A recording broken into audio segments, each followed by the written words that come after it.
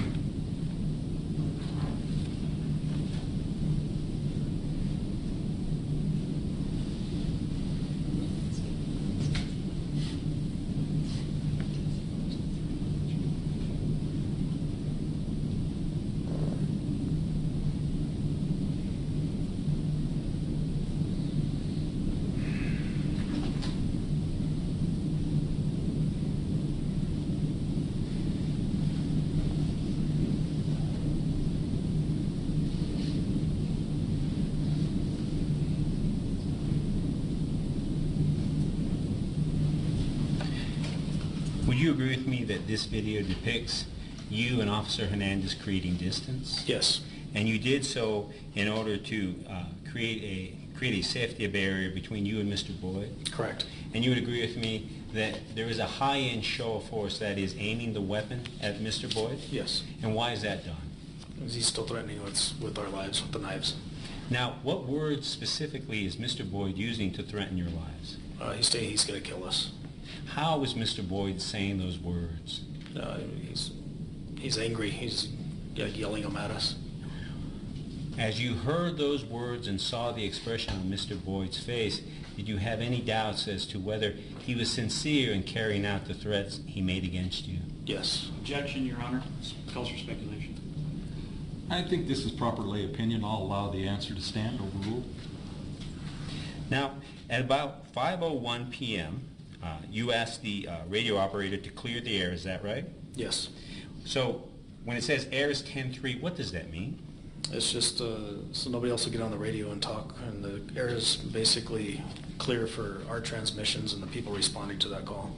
Why do you clear the air in a situation like the one that you faced? If we have an emergency, we can get on the air quicker without somebody interrupting. Now I'd like to play for you another portion of your video, the negotiations that you and Officer Hernandez had with Mr. Boyd. I'm specifically playing from what is marked as Exhibit B4 from your taser video, the time 7:40 to 9:15, and we're also referring to the transcript, which we have marked as Exhibit D1, and we are going from page 15, line 8, to page 17, line 16, and that's what we're going to present to the court at this time. Okay. How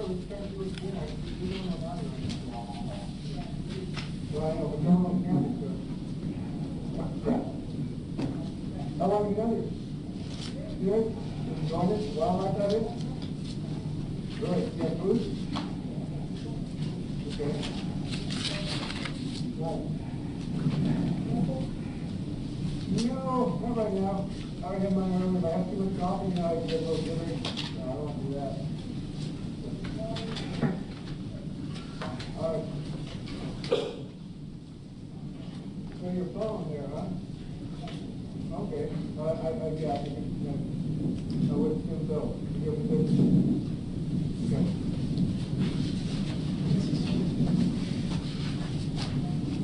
All right.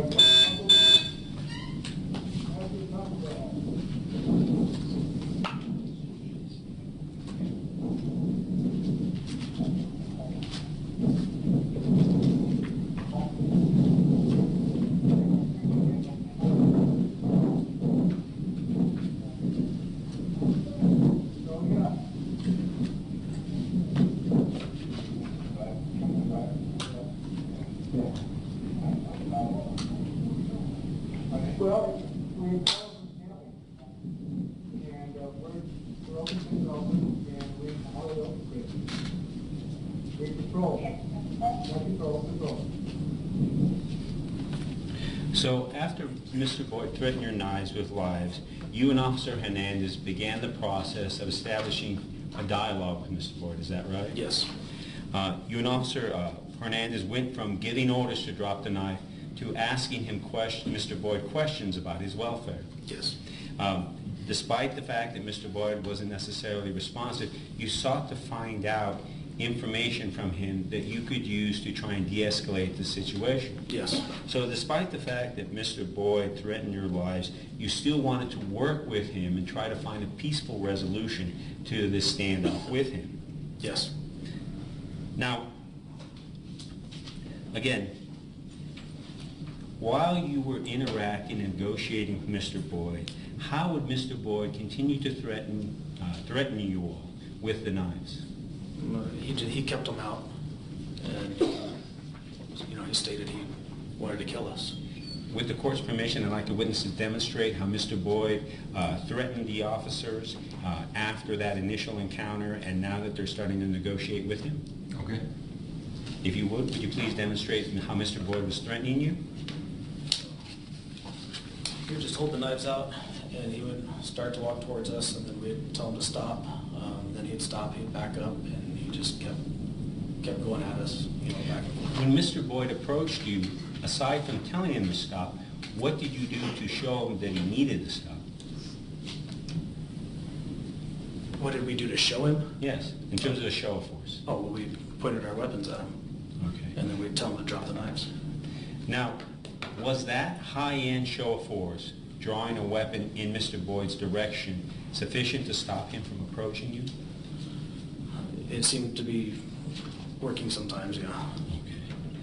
Now, at about 5:08, that's when Sergeant Jason Carpenter and Officer Christopher Wetterlin arrived, is that right? Yes.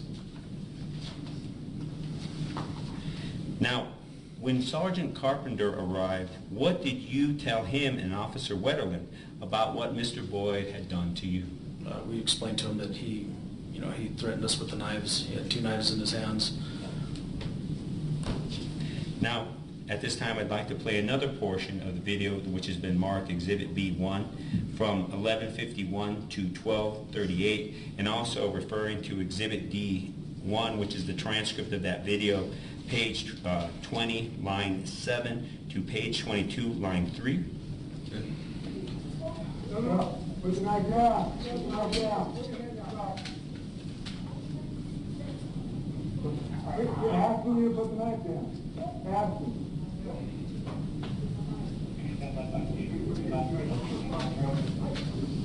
Okay, you got it? We want this to go through there. I don't want to be followed.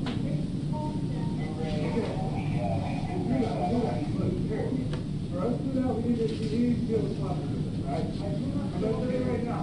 If you get too close, you're going to get feedback. Okay? Okay. Hey.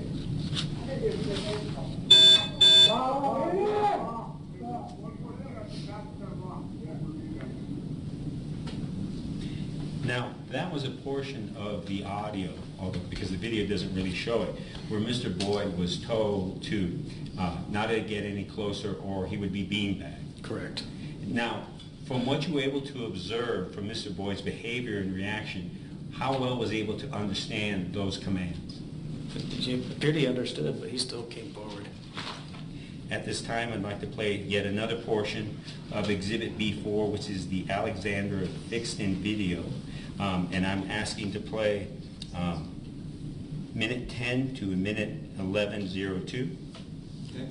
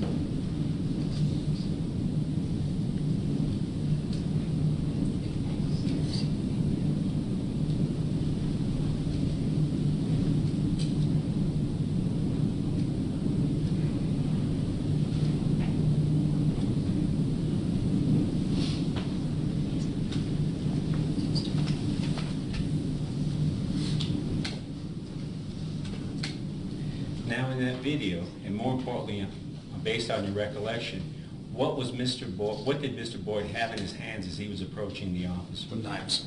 And how was Mr. Boyd holding those knives? Just give me a display. Sure. Had him in his hands like this. Objection, Your Honor, best evidence. I'm sorry, what was your objection? Best evidence. I'll video. allow them to demonstrate it, counsel. He had him in this manner.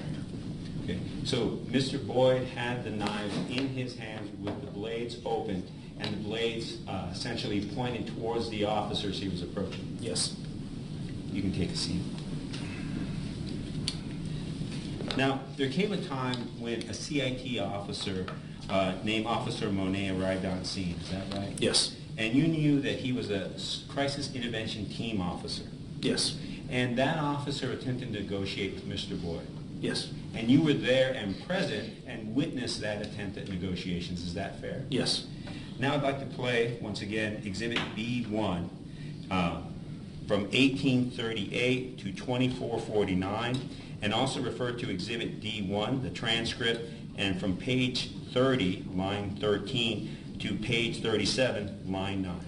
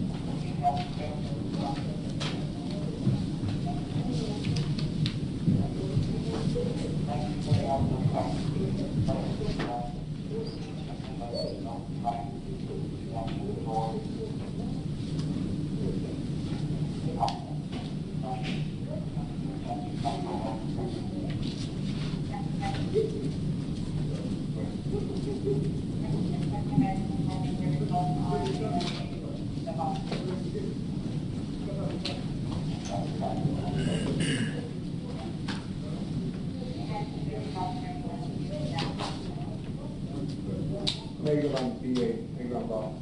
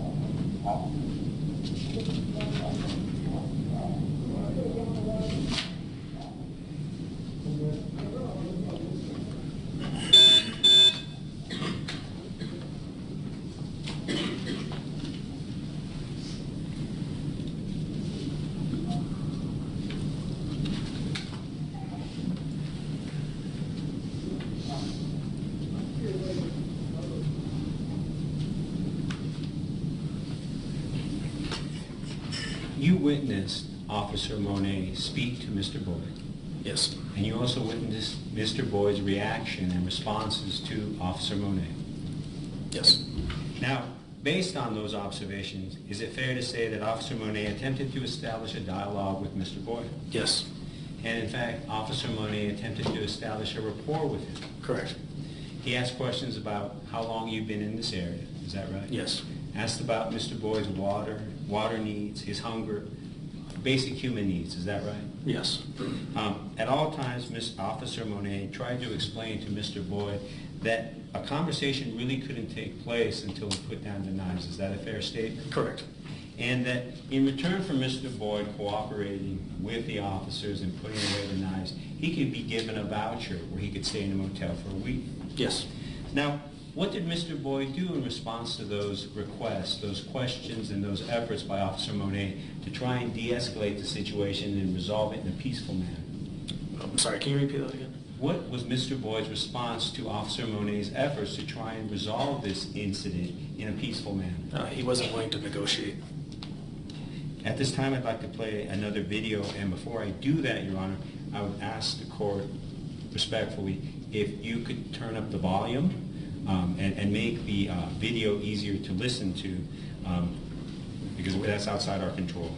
At this time, I'd like to play Exhibit B1, and I'm playing from the 28 minutes, 59 seconds to 30 minutes and 31 seconds, and also referring to Exhibit D, the transcript, page 41, line 1 through page 43, line 1.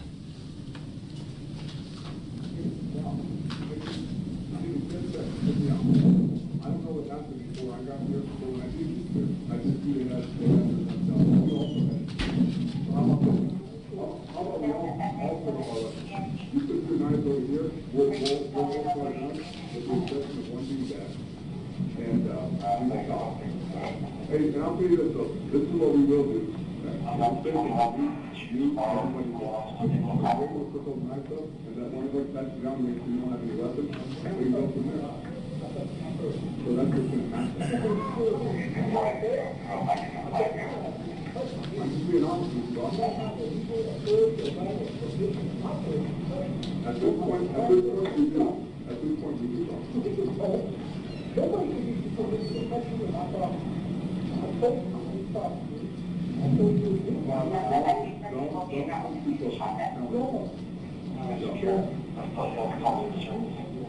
I'm not. I mean,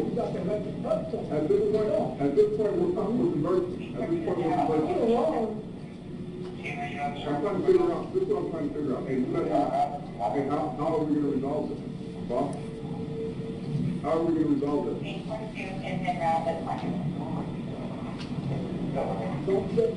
How are we going to resolve this? Tell me.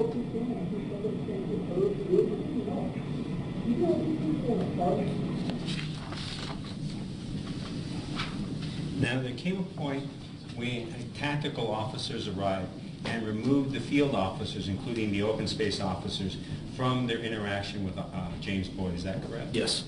And when they did so, you were brought down the hill, so to speak, to the service road. Yes. Now, when you were at the service road, did you have an opportunity to talk to a canine officer named Officer Ken Ronzone? Yes. And, you know, again, we're going to play the video of your interaction with him, but did you speak to Ken Ronzone and tell him what happened? Yes.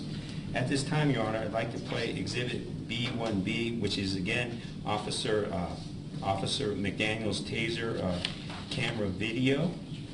And we're playing from the 27 minutes, 28 seconds to the end of this video that is already admitted into evidence. Your Honor, Excuse me, Louis. Can you step out? may we pause it for a moment? I'm sorry? May we approach? Yes.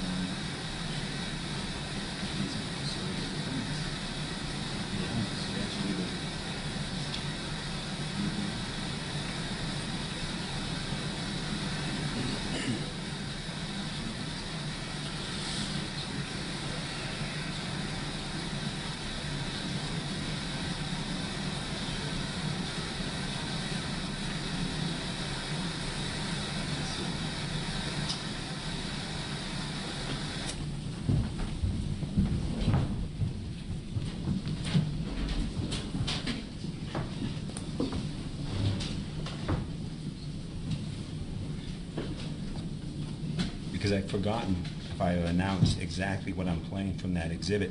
I'm playing from the 27 minutes, 28 seconds to the end of that video. Okay?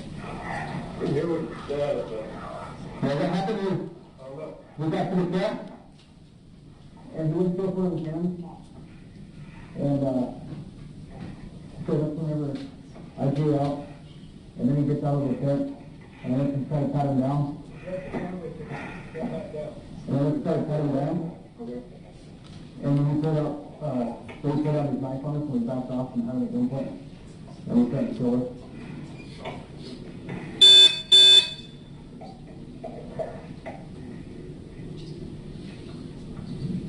And the initial call came in from the people down there where you cut through the yard, saying there could be something out here.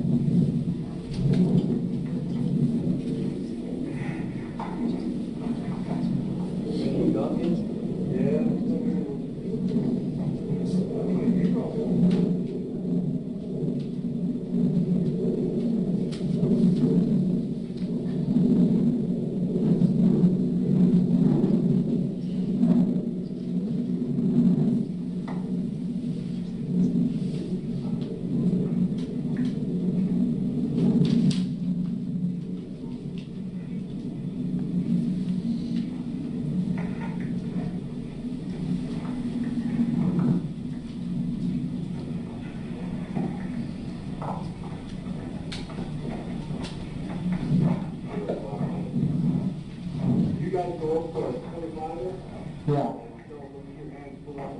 Well, he's loading that tent. I couldn't see one hand. I kept telling him, let me see your hand, let me see your hand. And so then I pulled my handgun out, and then he takes his hand out, and he starts to get up, and I told him to pat him down for the weapon, but I realized in the spot right there, I was going to go for it. And as soon as he saw me trying to go to pat him down, then he pulled out.